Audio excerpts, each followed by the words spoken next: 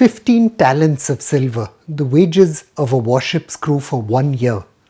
The price of peace was pitifully small.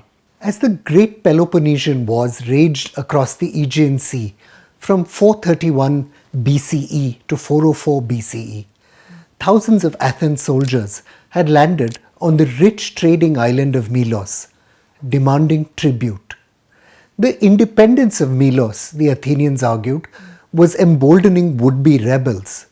The superpower simply could not afford to be soft. The Melians invoked the principle of neutrality, morals, and the gods. None of them worked. Finally, Milos chose to fight. The men of Milos were annihilated, and the women and children sold into slavery. The strong do what they can, the warrior and historian Thucydides famously recorded of this story.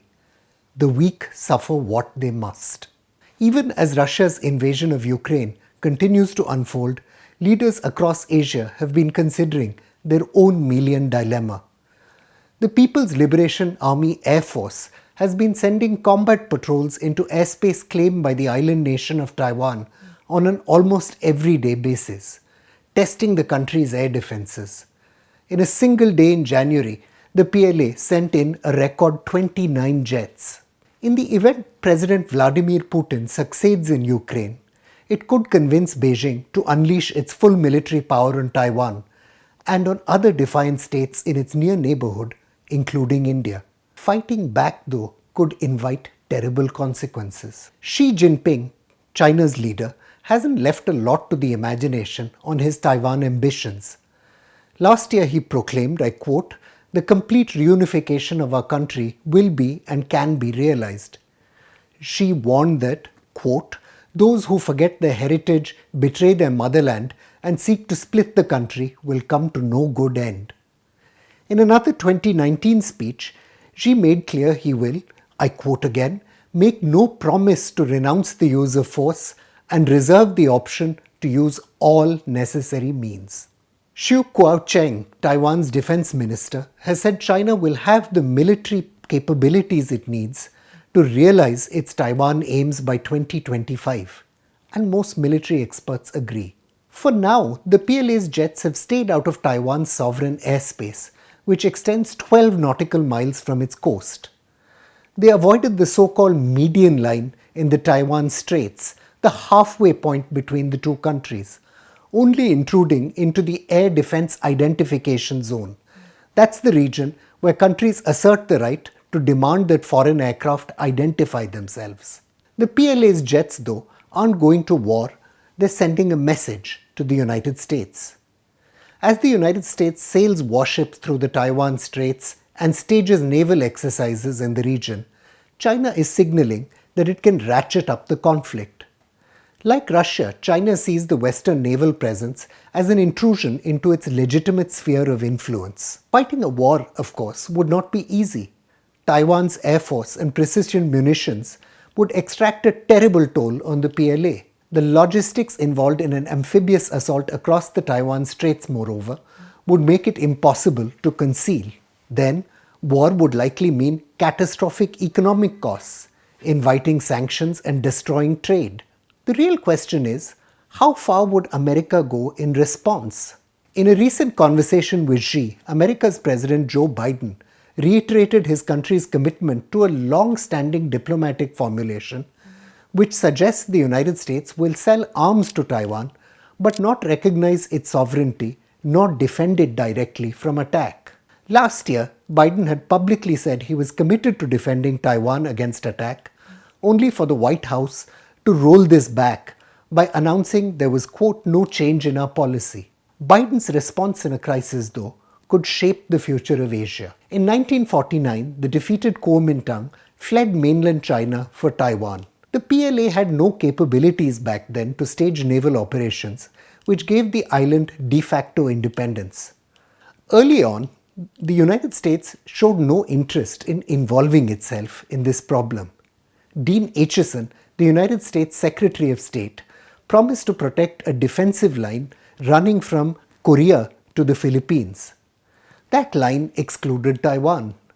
As the scholar Tang Su writes, Acheson's policy appealed to leaders who wished to avoid any immediate risk of war. Inside months, though, war was upon the United States. The US was forced to commit troops to Korea in 1950 and found itself directly fighting the PLA. Then, in August 1954, the United States was tested by a series of PLA raids on Taiwan's offshore islands. The United States responded by sending in 7 aircraft carriers. In 1954, then President Dwight Eisenhower's government signed a formal mutual defense treaty with Taiwan. In 1958, the PLA again probed the United States' resolve, shelling the islands of Kinmen and Matsu and initiating an amphibious landing on an island called Tungting. This time, the United States ratcheted things up, sending up a fleet with 4 aircraft carriers equipped with low-yield atomic weapons which would have annihilated the numerically superior PLA landing forces. Even as Washington worked to secure an entente with Beijing in the 1970s, the security guarantee given to Taiwan expired in 1979. China tried its luck a third time in 1995, firing rockets into waters north of Taiwan and moving troops into invasion staging areas. Even though it had no treaty obligation to do so, the United States moved 2 carrier battle groups into waters near Taiwan. Yet again, China backed off. Will the United States act similarly in a future Asian crisis? There's no way to know for sure, but there are plenty of reasons for worry. Even though Pentagon officials have spoken of China as, and I quote, the priority theatre, the global posture review it concluded last year is reported to have decided against committing more troops to the region. The Pentagon's $740 billion budget for the 2022 financial year, experts Ashley Townsend and Tom Corbin have pointed out, prioritizes long-term modernization over investments in actual troop strengths in the Indo-Pacific. Though the United States might provide intelligence assets and some assistance to allies in need, as it did for India in the course of the crisis on the line of actual control in Ladakh, there is no evidence it is contemplating significant military investments in regional partners. The United States' 2018 National Defense Strategy recommended 3 to 5% real growth in defense spending to keep pace with China and Russia. But not a single budget has come close to that target. An ambitious $1 trillion plan to grow the United States Navy has been shelved, and the numbers of ships due to be commissioned will barely keep up with attrition. As American commitments in Europe grow after the Ukraine crisis, its ability to meet challenges in the Indo-Pacific will be stretched. As things stand, Townsend and Corbin note, the United States, quote, doesn't enjoy the luxury of riches or unchallenged military primacy required to underwrite an expansive global strategy against 2 great power rivals. Earlier this week, President Biden gently chided India for its, quote, somewhat shaky position on sanctions against Russia, contrasting that with other quadrilateral security dialogue partners like the United States itself, Australia and Japan. Fumio Kishida, Japan's Prime Minister, has also been pushing India to take a tougher line on Ukraine. Looking at what's happened in Ukraine though, many Asian leaders might have other ideas. Ukraine's got a ravaged economy, destroyed cities and thousands of deaths.